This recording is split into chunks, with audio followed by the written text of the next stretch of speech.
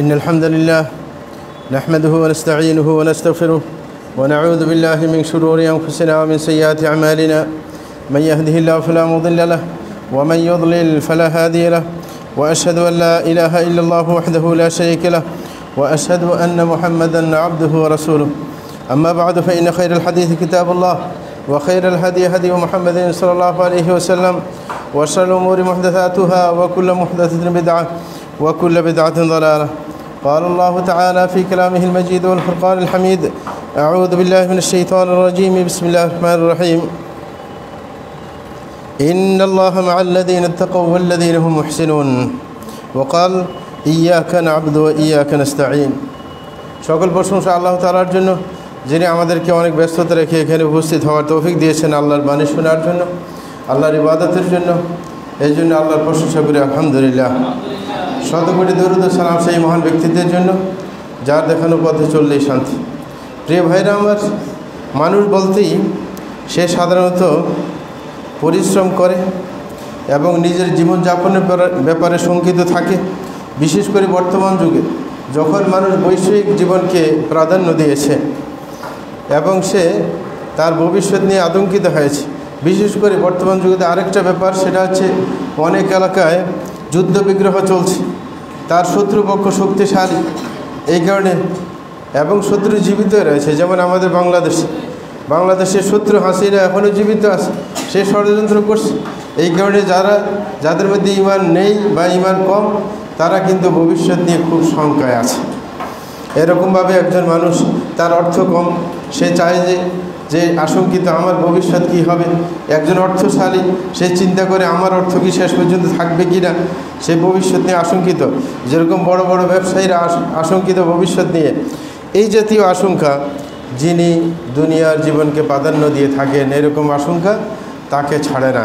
এবং কখনো কখনো এমনও হয়ে যায় যে আপনার যদি যৌক্তিক আশঙ্কা থাকে, কারণ মানুষ বলতেই তিনি নবী রাসূল হইলেও আশঙ্কিত হয়ে পড়েন।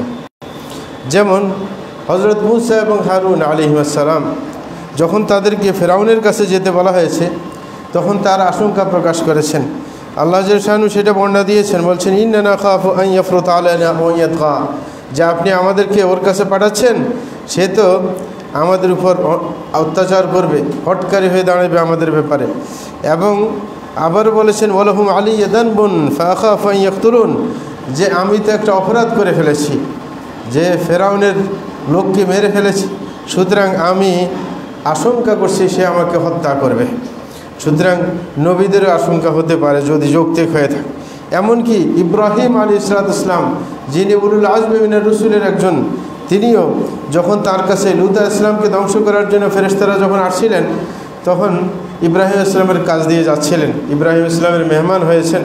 তখন ইব্রাহিম ইসলাম তিনি আপনার বুনা খাসি দিয়েছিলেন তাদের সামনে, কিন্তু তারা হাত বাড়ায়নি, খায়নি। তখন তিনি ভয় পেয়েছেন এবং তার এই ভয়ের ব্যাপারটা আল্লাহ জাল্লাহু কোরআন মাজিদের মধ্যে বলেছেন ফাআউজাসা মিনহুম খাইফা, যে তিনি ভয় পেয়েছেন। কারণ আরব দেশের একটা নিয়ম হচ্ছে, কোনো মেহমান যদি আসে সে না খায়, বোঝা যায় যে এরা এলাকার ক্ষতি করার জন্য এসেছে। কারণ যে খাবে সে আপনার ক্ষতি করতে আসে না, এটাই ওনার ভয়। অথচ তারা ফেরেশতা ছিল, এই কারণে উনি ভয় পেয়েছেন। যাই হোক, সুতরাং একজন ব্যক্তি বলতে সে তার ভবিষ্যৎ নিয়ে শঙ্কায় থাকে, সে যেই হোক না কেন।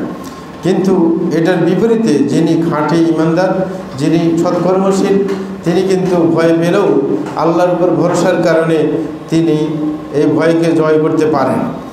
এই কারণে বিশেষ করে যারা ইমানদার ব্যক্তিবর্গ, তারা আল্লাহ এবং আল্লাহ রাসূলের পক্ষ থেকে যে গাইডলাইনগুলো পাচ্ছেন, আপনার ভীতি যখন আসে আপনার ভবিষ্যৎ নিয়ে, তখন সেগুলোকে সামনে রাখলে, সেই কোরআন হাদিসকে সামনে রাখলে তার ভয় কাটিয়ে নিতে পারে সে। এই কয়েকটা আপনার পয়েন্ট আমরা উপস্থাপন করতে চেষ্টা করব, যে কোনো সময় আমাদের যদি কোনো ভয় আসে, আমরা কোরআন হাদিসের এই দৃষ্টিকোণকে সামনে রাখলে ইনশাআল্লাহ আমাদের সেই ভয় কেটে যাবে। তার মধ্যে সর্বপ্রথম যেটা আমরা খেয়াল করব, সেটা হচ্ছে আল্লাহ জাল্লাহু আমাদের সাথে আছেন, তিনি আমাদের সাহায্য করবেন, এটা মনে রাখতে হবে সব সময়। কারণ আল্লাহ জাল্লাহু নিজেই বলেছেন যে আল্লাহ মুত্তাকিনদের সাথে আছেন, আল্লাহ সৎকর্মশীলদের সাথে আছেন, আল্লাহ মুমিনদের সাথে আছেন। সুতরাং কারোর সাথে যদি আল্লাহ থাকে, তার সহযোগিতা আল্লাহ করে থাকেন, তাহলে সেই ব্যক্তি কখনো ভবিষ্যতের ব্যাপারে শঙ্কিত হতে পারে না। আল্লাহ নিজে বলছেন ইন্নাল্লাহা মা'আল্লাযীনা তাকাউ ওয়াল্লাযীনা হুম মুহসিনুন, যে আল্লাহ সহযোগিতা থাকেন ওদের যারা তাকওয়া অবলম্বন করেছে এবং যারা সৎকর্মশীল, তাদের সাথে আল্লাহ রয়েছেন। সুতরাং একজন মুমিন সেই ব্যক্তি অবশ্যই তার যে কাজ, নিজের কাজ, সেটা সে করবে। তার নিজের কাজ হচ্ছে সে তাকওয়া অবলম্বন করবে এবং তার ঈমানকে সুদৃঢ় করবে এবং নেক আমল করতে থাকবে। এগুলো হচ্ছে তার কাজ। বাকি নিরাপত্তা দেওয়ার কাজ সেটা হচ্ছে আল্লাহ জাল্লা শানুহুর।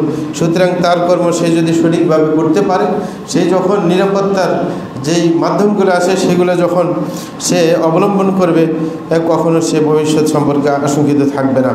প্রিয় ভাইরা, আরেকটা ব্যাপার যেটা হচ্ছে আপনার ভবিষ্যৎ সম্পর্কে শঙ্কা দূর করার, সেটা হচ্ছে আল্লাহর ব্যাপারে সুধারণা রাখা। অনেকে হঠাৎ করে আল্লাহর ব্যাপারে খারাপ ধারণা করে ফেলে না, বিশেষ করে যারা দীর্ঘ সময় আপনার সমস্যায় ভোগেন, দীর্ঘ রোগে ভোগেন, তারা আল্লাহর প্রতি কিন্তু বিরাট বাজন হয়ে যায়। আল্লাহর প্রতি সুধারণা রাখে না। কিন্তু প্রত্যেকটা মুমিনের অবশ্যই আল্লাহর প্রতি সুধারণা রাখতে হবে, যেটা হাদিসে কুদসির মধ্যে আল্লাহ শাহ নিজেই বলেন, আনা ইনদা যান্নি আবদি বি, যে আমার ব্যাপারে আমার বান্দা যে ধারণা করবে তার সাথে আমি সেই রকম আচরণ করব। সুতরাং আপনি যদি ধারণা করেন যে যত বিপদ আসুক না কেন, যতই খারাপ সম্ভাবনা দেখা যাক না কেন, আল্লাহ শাহ ইনশাআল্লাহ আমাকে রক্ষা করবেন, সেই ধারণা করলে আল্লাহ অবশ্যই রক্ষা করবেন।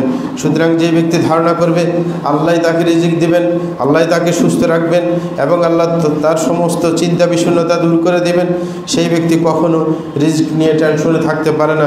সেই ব্যক্তি কখনো যত ভয়ানক বিপদ আসুক না কেন, সেটা থেকে নিষ্কৃতি পাওয়ার ব্যাপারে শঙ্কিত থাকবে না। তৃতীয় নম্বর যেটা করণীয়, সেটা হচ্ছে আল্লাহর সাহায্য কামনা করা। আশঙ্কা যদি দেখা দেয় ভবিষ্যৎ নিয়ে, আল্লাহর সাহায্য কামনা করতে হবে। প্রত্যেক ব্যাপারে আল্লাহর সাহায্য কামনা করতে হবে। আর এই সাহায্য চাওয়াটা আল্লাহ শানু মুমিনদেরকে শিক্ষা দিয়েছেন প্রত্যেক নামাজের রাকাতে রাকাতে। প্রত্যেক নামাজের প্রত্যেক রাকাতে সূরা ফাতিহা পড়তে হয়।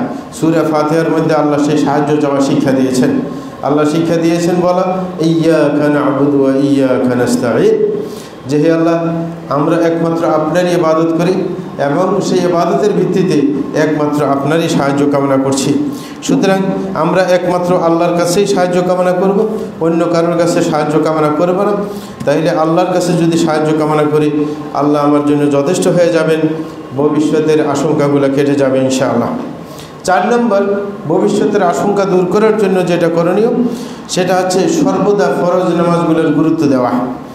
সর্বদা ফরজ নামাজের গুরুত্ব দেওয়ার পাশাপাশি নফল নামাজের প্রতিও গুরুত্ব দেব এবং ফরজ নামাজ, নফল নামাজ যা পড়ি না কেন, প্রত্যেকটার মধ্যে খুশু রক্ষা করতে চেষ্টা করব, আল্লাহ অভিমুখী থাকার চেষ্টা করব। তাহলে আপনার ভবিষ্যতের শঙ্কা দূর হবে। কারণ এই নামাজটা হচ্ছে আল্লাহ এবং আল্লাহর বান্দার মাঝে যোগসূত্রকারী। সুতরাং যদি আপনার সাথে আল্লাহর সম্পর্ক থাকে, তাইলে অবশ্যই আল্লাহ আপনার রক্ষা করবেন, আপনাকে সমস্যা থেকে দূর করবেন। মানুষ বলতেই মানুষ সবসময় আপনার বিপদ আসলেই আপনার সে হতবিহ্বল হয়ে যায়, এটা আল্লাহ শানু কোরআন মাজিদের মধ্যে বলেছেন। কিন্তু তার থেকে আবার একজন ব্যক্তিকে, এক জাতীয় ব্যক্তিকে আপনার বাদ দিয়েছেন, সেটা হচ্ছে যারা সালাত সবসময় আদায় করে। আল্লাহ শানু কোরআন মাজিদের মধ্যে বলেন, ইন্নাল ইনসানা খুলিকা হালুআ ইযা মাসসাহু আশ-শাররু জাযুআ ওয়া ইযা মাসসাহু আল-খায়রু মানুআ ইল্লা আল-মুসাল্লিন আল্লাযীনা হুম আলা সালাতিহিম দাঈমুন। আল্লাহ শানু বলেন, মানুষ বলতেই তাকে সৃষ্টি করা হয়েছে অস্থিরভাবে, এবং যখন তাকে কোনো অকল্যাণ পেয়ে বসে তখন সে অস্থির হয়ে পড়ে, আর যখন তাকে কোনো কল্যাণ পেয়ে বসে তখন সে কৃপণ হয়ে যায়, আর কাউকে কিছু দিতে চায় না। তবে এইগুলো থেকে একমাত্র মুক্ত থাকবে যারা সালাত পড়ে, যারা সালাত রেগুলার পড়ে। বলেছে আল্লাযীনা হুম আলা সালাতিহিম দাঈমুন, যারা রেগুলার 5 বেলা সালাত আদায় করবে তারা অস্থিরতা থেকে বাঁচবে। তাইলে আমরা যদি 5 বেলা সালাত সঠিকভাবে আদায় করতে পারি, ভবিষ্যৎ সম্পর্কে যে কোনো সংখ্যা থেকে বাঁচা আমাদের জন্য সহজ হয়ে যাবে। আরেকটি ব্যাপার, সেটা হচ্ছে একজন মুসলমান যদি এই কথা চিন্তা করে যে যত ভয়ভীতি এগুলো দেখায় শয়তান। কে দেখায়? শয়তান ভয়ভীতি দেখায়, আল্লাহ কখনো ভয়ভীতি দেখায় না। এই শয়তানের কাজ। এই কারণে ভয়ভীতি যদি অন্তরের মধ্যে এসে যায়, তাইলে আল্লাহর কাছে শয়তানের অনিষ্ট থেকে আশ্রয় কামনা করব। হ্যাঁ, কখনো ভয় পাবো না এবং মনে করব যে যারা ইমানদার, সত্যিকার ইমানদার, তাদের উপর শয়তানের কি কোনো আপনার ষড়যন্ত্র কাজ করে না।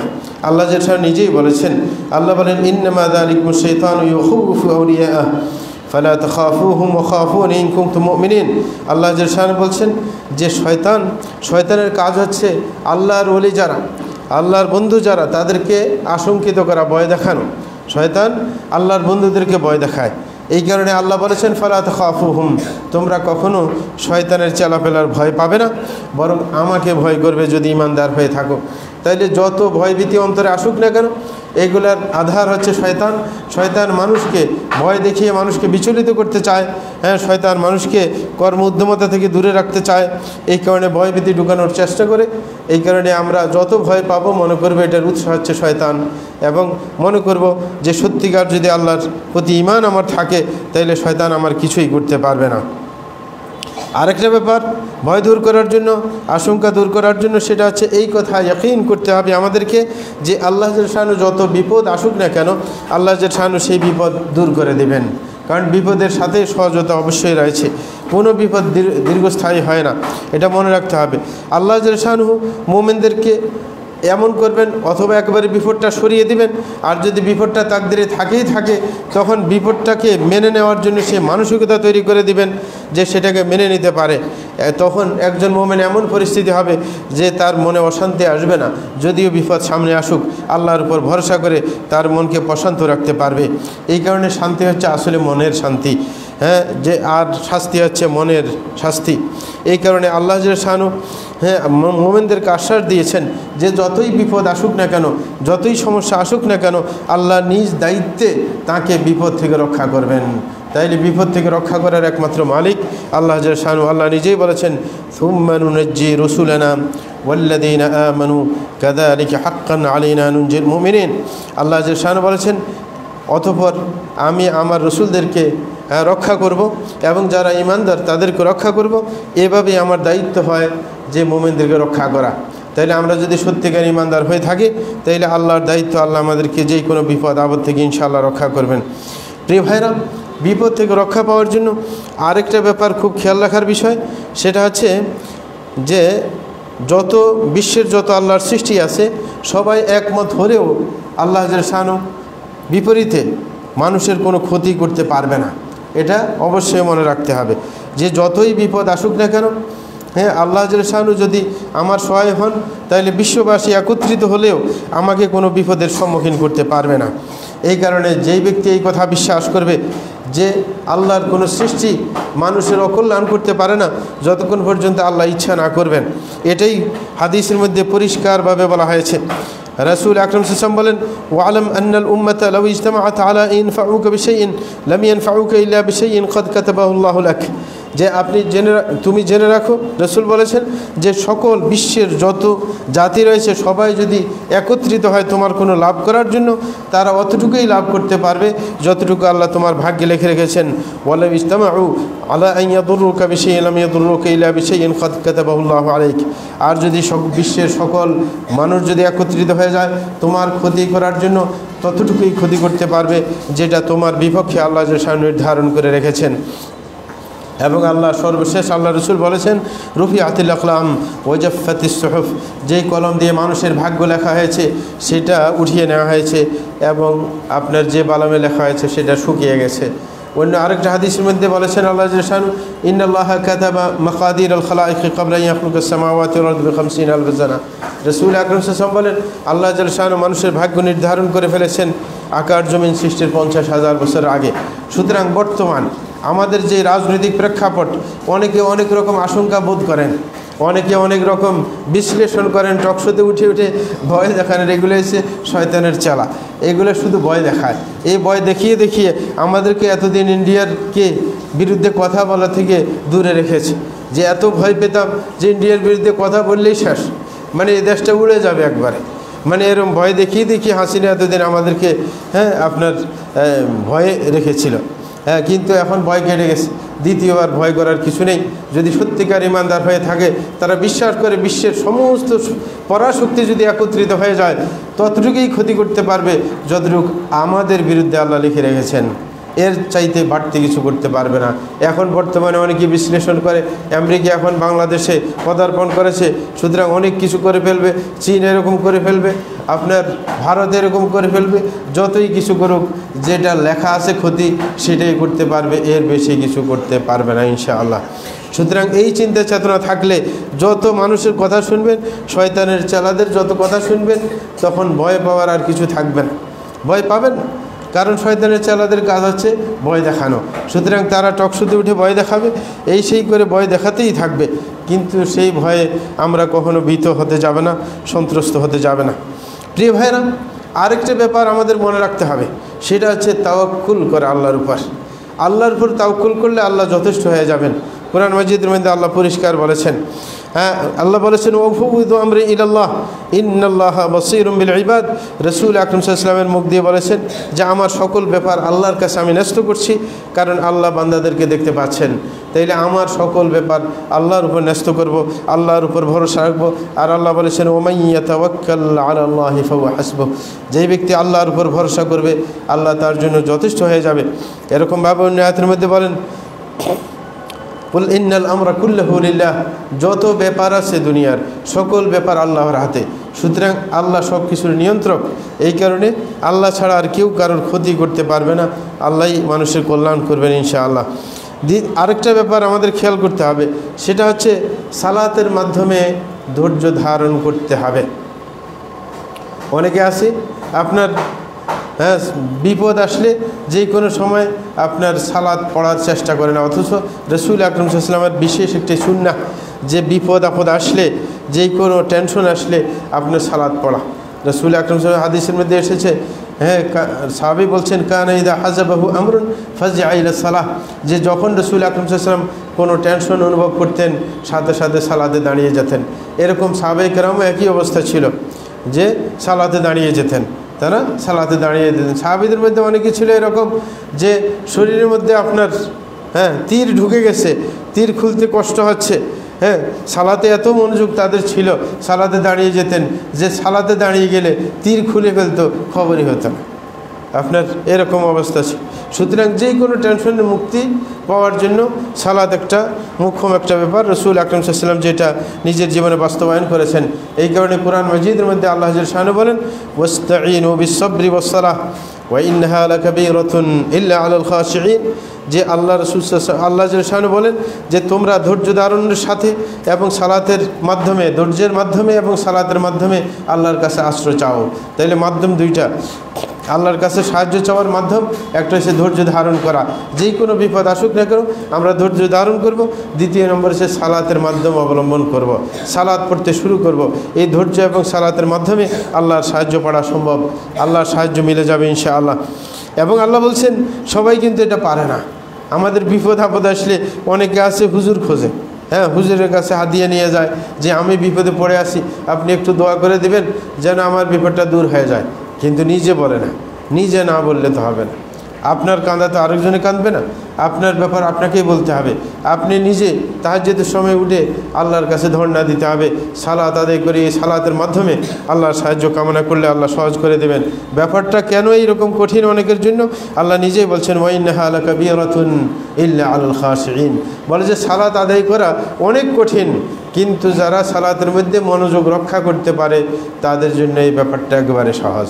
সুতরাং আমরা যারা রাত্রে শেষ রাত্রে অনেকের ঘুম ভেঙে যায়, আছে নাকি নাই, অনেক কারণে, অসুস্থতার কারণে হোক অথবা ঘুম যথেষ্ট হয়ে গেছে, চোখ খুলে যায়, কিন্তু তাহাজ্জুদ পড়ার কি সেই মানসিকতা আসে না, কারণ আমি সালাতের মধ্যে মনোযোগ রক্ষা করতে পারি না। এই কারণে সালাতের স্বাদ আমার মধ্যে ঢুকে নাই, যার কারণে সালাত পড়ার সেই মানসিকতা আসে না। অথচ আমি জেগে আছি, তারপরেও যে একটু সালাত পড়ো আল্লাহর কাছে ধর্ণা দিব সেটার চিন্তা আসে না, কারণ খুশু আমার মধ্যে নেই। এই কারণে সালাতের মধ্যে খুশু সৃষ্টি করার চেষ্টা আমাদেরকে চালাতে হবে। এই ব্যাপারে একটা খুতবা আমরা দিয়েছি ইতিপূর্বে। সুতরাং যেই কোনো বিপদ আপদ আসুক না কেন আমরা চট করে সালাতে দাঁড়িয়ে যাব, সালাতের মাধ্যমে আল্লাহর সাহায্য কামনা করব এবং ধৈর্য ধরব, কখনো বিচলিত হতে যাব না। আরেকটা ব্যাপার সেটা হচ্ছে আল্লাহর ফয়সালার উপর বিশ্বাস রাখা, পরকালে বিশ্বাস রাখা। একজন ব্যক্তি যদি আল্লাহর ফয়সালা যেটা এটার উপর বিশ্বাস রাখে, মনে অশান্তি আসতে পারে না। কারণ আল্লাহ যেই কোনো ফয়সালা মানুষের ব্যাপারে করুন না কেন, সব ফয়সালা কিন্তু মানুষের কল্যাণের জন্যই করে, নাকি না? হ্যাঁ, মানুষের কল্যাণে। আল্লাহ মানুষের অকল্যাণে কিছু করেন না, মানুষের অকল্যাণে কিছু করেন না। এই কারণে আয়াতের মধ্যে যখন আল্লাহ বলছেন কুল্লান ইউসিবানা ইল্লা মা কাতাবাল্লাহু লানা, আরব দেশের এক বেচারা, সে মানে অ্যাক্সিডেন্ট করে সে তার মানে হাত পা সব ভেঙে গেছে, মানে কিছুই, শুধু তার ব্রেনটা সচল আছে। তখন তাকে এক মানে আমাদের সাথে এখন পুরো বিশ্বে এগুলো চলছে, যারা সাংবাদিক এরা যে অনেক মানুষের খোঁচায় সাক্ষাৎকার নেয়। তো ওই বেচারা সাক্ষাৎকার নিশ্চয়ই একজন বড় গবেষক ছিল বেচারা, কিন্তু অ্যাক্সিডেন্ট করে তার একবারে হাত পাও সব চলে গেছে। তখন ওর কাছে গিয়ে বলতেছে যে তোমার কি অবস্থা, হ্যাঁ কী হালচাল, তুমি তো দেশের অনেক কল্যাণে কাজ করছিলে, গবেষণা করছিলে, এখন তো কিছু পারতেছে না, এখন তোমার জীবন নিয়ে তোমার কোনো কথা আছে কি না? তখন সে চমৎকার একটি কথা বলছে, যেমন ইমানদারের কথা এগুলা। সে বলছিল আল্লাহ যেটা আমার জন্য ফয়সালা করছেন সেটা আমার কল্যাণেই করেছেন। কারণ আল্লাহ কোরআন মাজিদের মধ্যে বলছেন কুল লা ইউসিবানা ইল্লা মা কাতাবাল্লাহু লানা, যে তোমাদের যে কোনো বিপদ আসুক না কেন তোমার কল্যাণেই এসেছে। আরবি যারা একটু একটু জানে তারা বুঝতে পারেন যে লা শব্দ লাকা, আর আলাইকা দুটোটার মধ্যে পার্থক্য আছে। লাকা মানে তোমার কল্যাণে, আলাইকা মানে তোমার অকল্যাণে, ঠিক না? তা আল্লাহ বলছে লানা, আলাইনা বলে নাই, বলছে মা কাতাবাল্লাহু লানা, আমাদের জন্য। সুতরাং আল্লাহর যত ফয়সালা আছে সব কিন্তু কিছু মানুষের কল্যাণে হয়। আল্লাহ যত ফয়সালা করেন সব কিন্তু মানুষের কল্যাণে হয়। এই কারণে অনেকে মনে করেন আমি অসুস্থ হয়ে আছি, এটা তো আমার ক্ষতিকর না। অনেকে আছে এমন দুষ্ট, সুস্থ থাকলে অপরাধ বেশি করে, অসুস্থ থাকলে অপরাধ কম হয়। তখন আল্লাহ তার কল্যাণে তাকে অসুস্থতা দিয়ে রাখে যেন অপরাধটা কমে যায়। এবং অনেকের সুস্থ থাকলে আল্লাহর প্রতি মনোযোগ থাকে না, আল্লাহর দিকে নরম থাকে না, দাপ্পাবাজি করে বেড়ায়। তখন আল্লাহ যে শান অসুস্থ রাখে যেন আল্লাহর দিকে তার মনোযোগ থাকে, সেই জন্য আল্লাহমুখী থাকে। তাইলে যেই কোনো আপনার বিপদ আসুক না কেন কল্যাণে, যেমন আমাদের ইতিমধ্যে আমাদের মাঝে করোনা এসে গিয়েছিল, করোনার মধ্যে অনেক মোরতাদ নাস্তিক হয়ে গেছে, নাস্তিক আস্তিক হয়ে গেছে, মানে ঈমান এনেছে আল্লাহর উপর করোনা দেখার পর। অনেক যারা আপনার উল্টা চলেছিল তারা করোনার কারণে আপনার কি হয়ে গেছে, আপনার ভালো কাজ করা শুরু করেছে, নেকের কাজ করা শুরু করেছে। অনেক মানুষ আপনার এই করোনার কারণে হাফেজ হয়ে গেছে, হাজার হাজার মানুষ হাফেজ হয়ে গেছে। যাদের মধ্যে এই চেতনা আসছিল যে ঘরে আবদ্ধ হয়ে আছি, কোনো কাজ করতে পারছি না, অনেকে হাফেজ হয়ে গেছে। অনেকে আছে হাফেজ হয় নেই, কিন্তু কোরআনের অনুবাদ পড়ে 2-3 বার শেষ করে দিছে, এরকম অনেকেই আমাদেরকে বলেছে। অনেকের বিদেশে ছিল, বাচ্চা হয় না, কিন্তু ওই যে আসে মাঝে মাঝে আসে চলে যায়, একবারে করোনার কালে আসে, ফ্যামিলির সাথে থাকার কারণে দেখা যায় বাচ্চা কাচ্চা হয়ে গেছে। তাইলে কল্যাণ না অকল্যাণ হয়েছে, আপনার কল্যাণই কল্যাণ। তাইলে আল্লাহ শানু যেই কোনো বিপদ দেন সেটা মানুষের কল্যাণেই দিয়ে থাকেন, মানুষের চেতনার পরিবর্তন করার জন্য, মানুষের যে কোনো কল্যাণের জন্য আল্লাহ দিয়ে থাকেন। সুতরাং আল্লাহর ফয়সালাকে মেনে নিতে হবে যে আল্লাহর ফয়সালা সব কিছু মানুষের কল্যাণে হয়ে থাকে। আল্লাহ শানু অন্য আয়াতের মধ্যে বলেন মা আসাবা মিন মুসিবাতিন ফিল আরদি ওয়ালা ফি আনফুসিকুম ইল্লা ফি কিতাবিন মিন ক্বাবলি আন নাবরাহা ইন্না যালিকা আলাল্লাহি ইয়াসির। আল্লাহ শানু বলেছেন যত বিপদই আসুক না কেন দুনিয়ার বুকে অথবা তোমাদের ব্যক্তিগত বিষয়ে সব কিছু কিন্তু আল্লাহ কিতাবের মধ্যে লিখে রেখেছেন।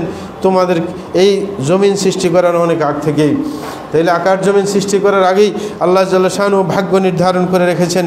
সুতরাং যেটা ঘটবে, যেটা নির্ধারণ করেছেন সেটা মানুষের কল্যাণেই নির্ধারণ করেছেন।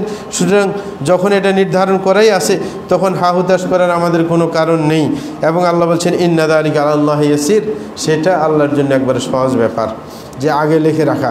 অনেকে মনে করেন যে এখনও সৃষ্টি করা হয়নি মানুষকে, মানুষের ভাগ্য কিভাবে 50,000 বছর আগে আকাশ জমিন সৃষ্টির আগে লিখে রাখবেন। আল্লাহ বলছেন এটা আমার জন্য কোনো ব্যাপারই না, এটা আমি করতেই পারি।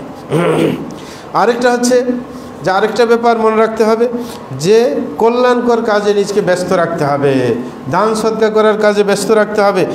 যদি কোনো ব্যক্তি ভালো কাজে হ্যাঁ নিয়োজিত থাকে আল্লাহ শানু যেই কোনো বিপদ থেকে রক্ষা করেন। আমি ইতিপূর্বে এক খুতবার মধ্যে বলেছিলাম যে হযরত খাদিজা রাদিয়াল্লাহু তাআলা আনহা যখন রাসূল আকরাম সাল্লাল্লাহু আলাইহি ওয়াসাল্লামের উপর ওহী নাজিল হয়, হ্যাঁ তখন আপনার তাকে নির্ভয় দিয়েছিলেন। কি বলে নির্ভয় দিয়েছিলেন? রাসূল যখন বলছেন আমি মনে হয় মরে যাব, আমি বাঁচব না, তখন উনি বলছেন কাল্লা আল্লাহ, অসম্ভব, সেটা হতে পারে না।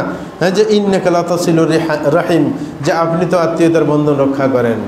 হ্যাঁ নাকি ওয়া তাহমিলুল কাল্লা, আপনি যারা উপার্জন করতে পারে না তাদের দায়িত্ব আপনি বহন করেন। ওয়া তুকসিবুল মাহদুমা, যাদের একবার উপার্জন নাই, অক্ষম ব্যক্তি, তাদেরকে আপনার সক্ষম করে তোলেন, আপনি তাদের রোজগারের ব্যবস্থা করে দেন। এবং যত বিপদ আপদ আসে আপনি সেখানে মানুষের পাশে দাঁড়াতে চেষ্টা করেন। এগুলো সব কল্যাণকর কাজ না? এই কল্যাণকর কাজ করার কারণে হযরত খাদিজার মধ্যে এই ইয়াকিন ঢুকেছে যে না, যেই মানুষ এই কল্যাণকর কাজের সাথে নিয়োজিত থাকে তার অকল্যাণ হতেই পারে না। তাইলে বিপদ আপদ আসলে যেটা করণীয় সেটা হচ্ছে, আমি যদি কোনো আশঙ্কা অনুভব করে আমার ভবিষ্যৎ সম্পর্কে, আমি নেকের কাজ বাড়িয়ে দিব, সদকা খায়রাত বেশি বেশি করব। যদি আমি নেকের কাজ করতে থাকি তাইলে আমার অকল্যাণ হবেই না, হবেই না। এই কারণে ওই যে আমাদের একবার বলছিলাম হয়তো যে আমাদের সৌদি আরব থাকতে এক অফিসে আমি চাকরি করছিলাম, তো ওই বেচারা মানে কোনো দিন দেখে নেই, অনেক জায়গায় আমরা ছিলাম যে মানে যে কোনো সময় অসুস্থ হয়ে যায়, বয়স্ক, বিশেষ করে বয়স্ক যারা এরা।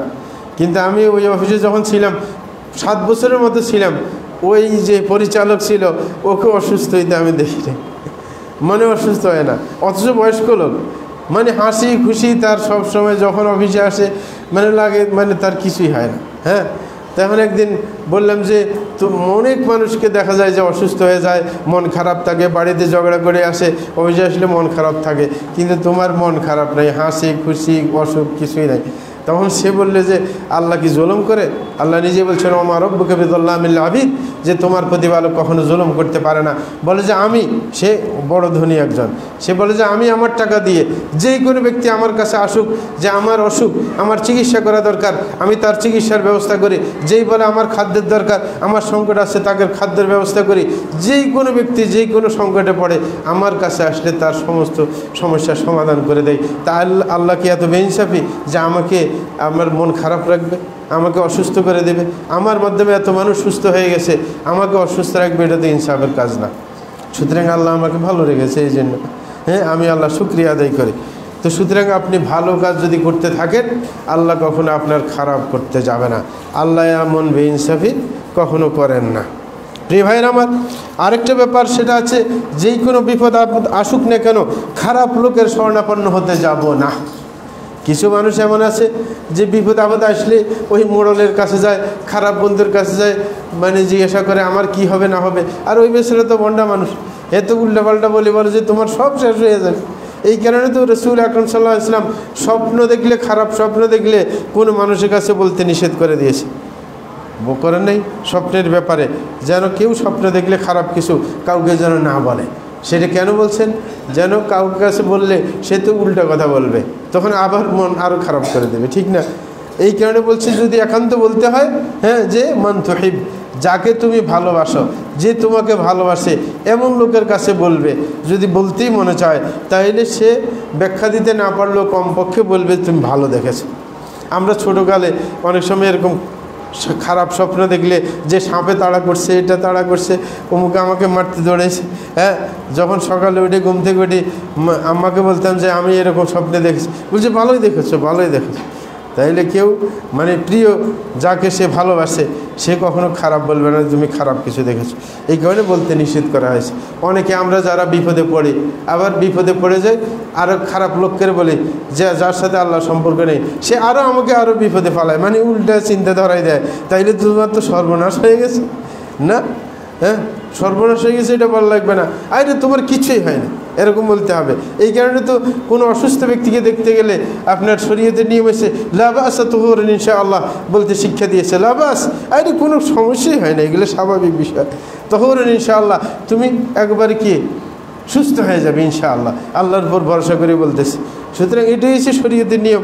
কিন্তু আপনি আপনার কোনো ক্ষতি হলে কিছু হলে আপনার যে সাধারণ লোক যার আল্লাহর সাথে কোনো সম্পর্ক নাই তার কাছে বললে সে আরও ভয় ঢুকিয়ে দেয়, তখন একটা ভয়ের উপরে আরেকটা ভয়, তখন তো শেষ পর্যন্ত একবার নিস্তেজ হয়ে যায়।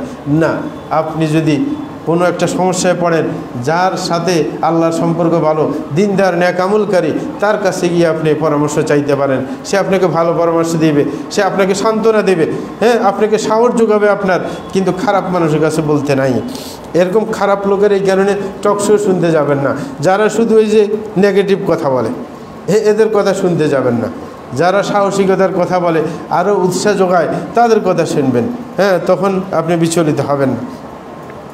যে ভাইরা, আরেকটা ব্যাপার সেটা হচ্ছে যে আপনি নিজকে নিজে বিপদে পড়লে, যে কোনো সমস্যায় পড়লে নিজকে স্মরণ করিয়ে দিবেন যে গায়েবী ব্যাপার আল্লাহর হাতে।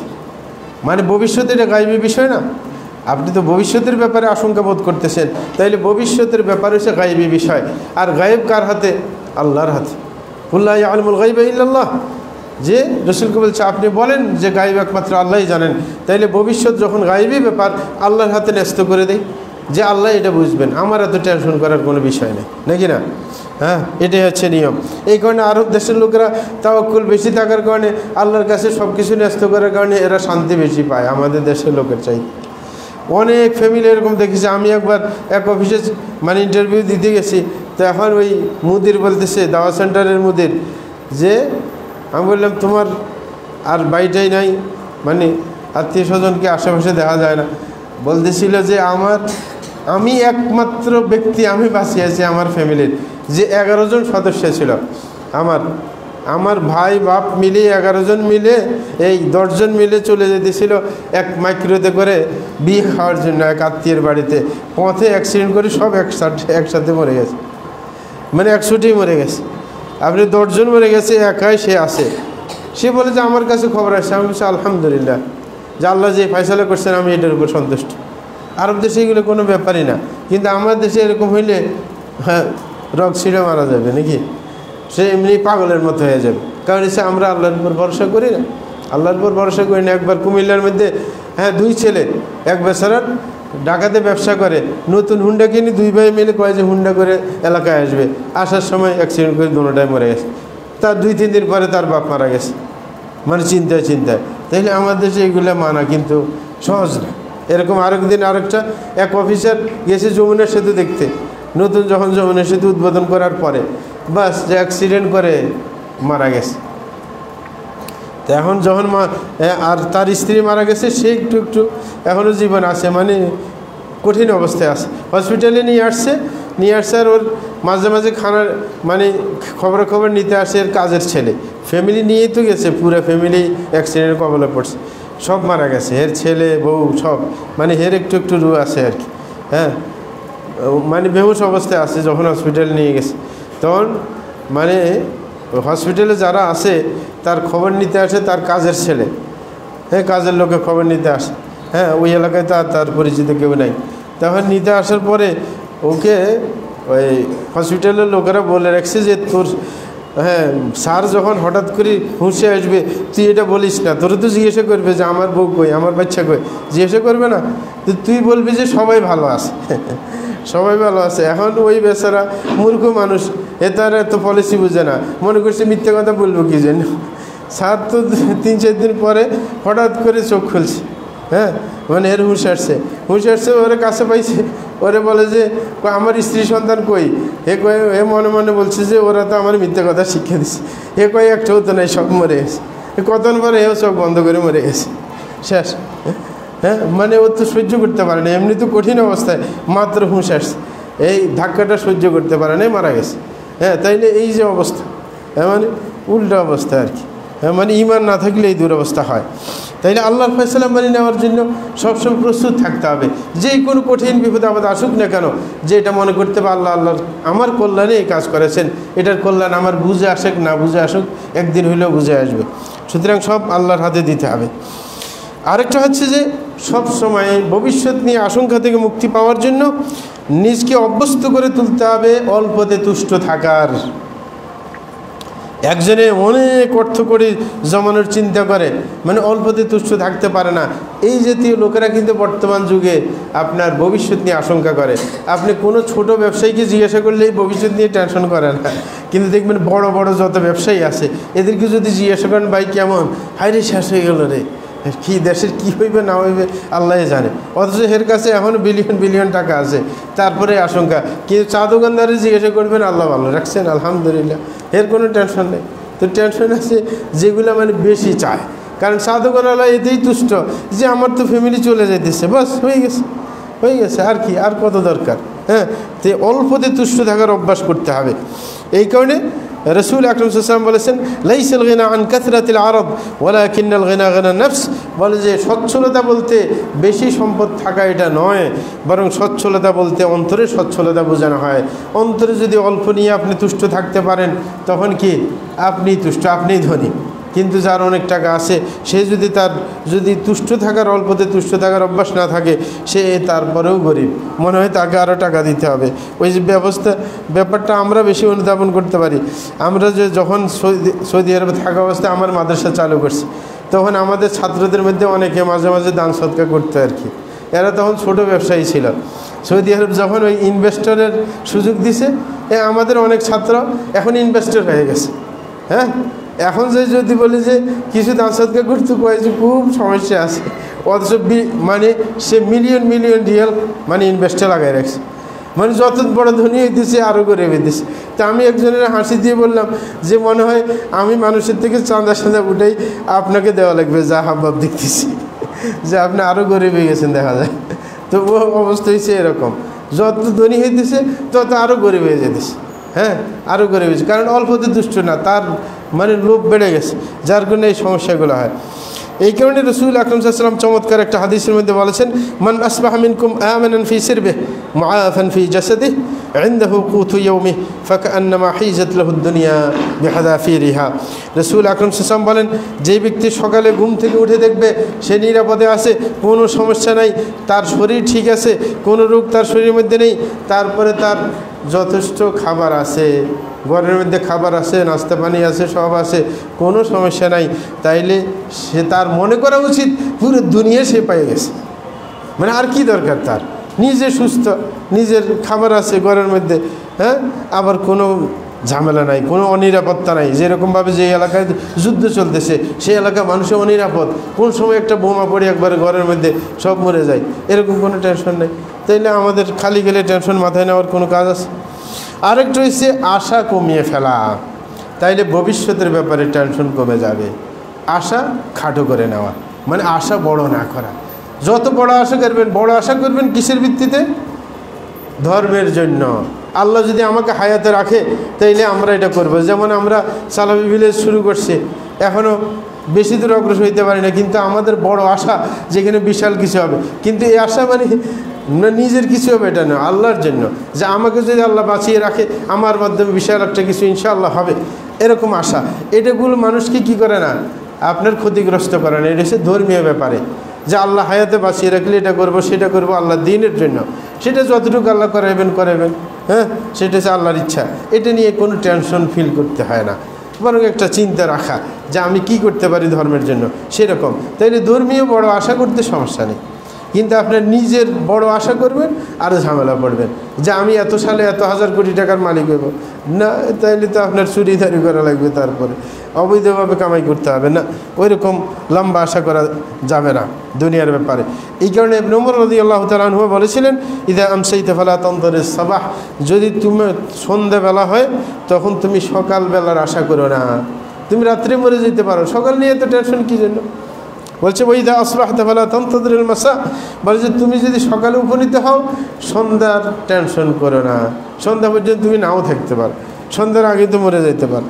বলছে ওয়াখুদ মিন সিহহাতিকা মিন লিমারাদিকা ওয়া মিন হায়াতিকা লিমাউতিক, বরং তোমার যে কাজ করা উচিত, তুমি এখন সুস্থ আছো তাইলে তুমি বেশি আমল করো, কারণ তুমি অসুস্থ হইলে আমল করতে পারবে না। এরকম তুমি বর্তমানে জীবিত আছো তাইলে আমল বেশি করো, কারণ তুমি মরে গেলে তো আমলের পথ বন্ধ হয়ে যাবে। তো তুমি লাভেরটা করো, খালি টেনশন করবে কেন? ভবিষ্যৎ নিয়ে টেনশন করার কোনো মানে হয় না। আস্তাগফিরুল্লাহ লি ওয়া লাকুম ওয়া লিসাইরিল মুসলিমিন ইন্নাহু হুয়াল গফুরুর রহিম।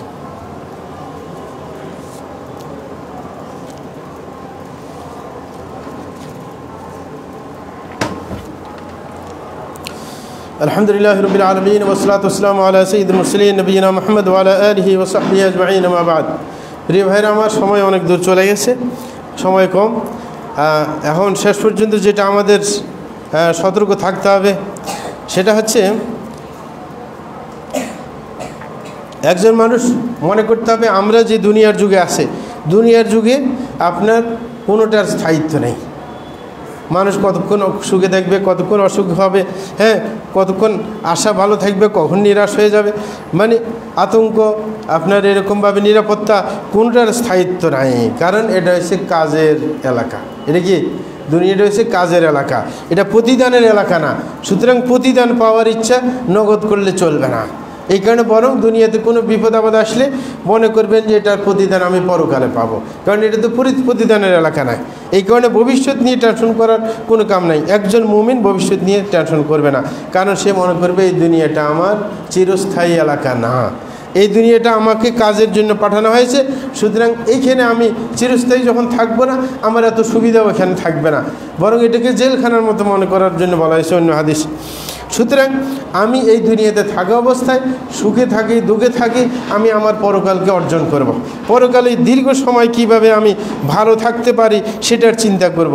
দুনিয়াতে যদি কোনো কাজ আমার জন্য কঠিন হয়ে যায়, কোনোটা হাতছাড়া হয়ে যায়, অথবা কোনোটা আমি অর্জন করতে পারি নাই, তাহলে এই কথা আমাকে বিশ্বাস করতে হবে যে আল্লাহ যেটা আমার জন্য চয়ন করেছেন সেটা আমার জন্য ভালো। হয়তোবা একটা পথ আমার জন্য বন্ধ হয়ে গেছে, সুতরাং হয়তোবা আল্লাহ শানু আরেকটা পথ আমার জন্য খুলে দিবেন, যেটা এই পথের চাইতে আরও ভালো, এই পথের চাইতে আরও ভালো, এরকম মনে করতে হবে। অথবা এই পথের চাইতে আরও ক্ষতিকর কম, এরকম কিছু হতে পারে। সুতরাং একজন মুমিন তার সবসময় ইচ্ছা থাকবে, আশা থাকবে এবং ভরসা থাকবে আল্লাহর উপর, এবং সে মনে করবে সব কিছুর মালিক একমাত্র আল্লাহ জলে শানহু, আমার তাকদীরের মালিক আল্লাহ জলে শানহু, মানুষ আমার কিছুই করতে পারে না। এবং আল্লাহর শুকরিয়া আদায় করতে হবে যে আল্লাহ মানুষের ভাগ্যটা মানুষের হাতে সুপর্দ করেন নাই।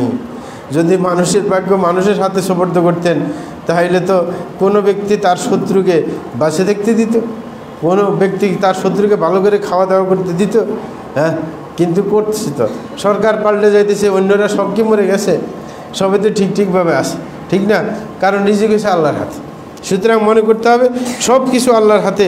সুতরাং আমার এত টেনশন কী জন্য? আমার জীবন, আমার বয়স কত হবে সব আল্লাহ নির্ধারণ করে রেখেছেন। আমার কাছে রিজিক যা আসবে আল্লাহ নির্ধারণ করে রেখেছেন। সুতরাং আমার টেনশন করার কি মানে? আমি রিজিক নিয়ে কেন টেনশন করব? আমার নিজের বয়স নিয়ে, মৃত্যু নিয়ে এত টেনশন করব কেন?